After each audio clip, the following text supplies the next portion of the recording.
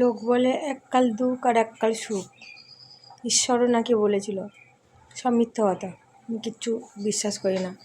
আমার তো চিরকালই দুঃখ।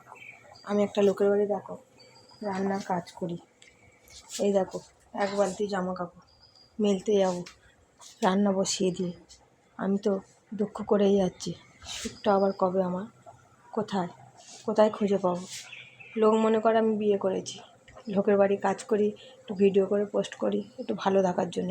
একেবারেই একা আমি, তাতেও লোকের হিংসা। আমি খুব ভালো আছি, আমি খুব সুখে আছি, আমি খুব রাজপ্রাসাদে আছি, খুব সুখ আমার। আমার এই যে ভিডিও করে পোস্ট করি এটাও লোক ভালো চায় না। তাহলে আমি বাঁচবো কীভাবে?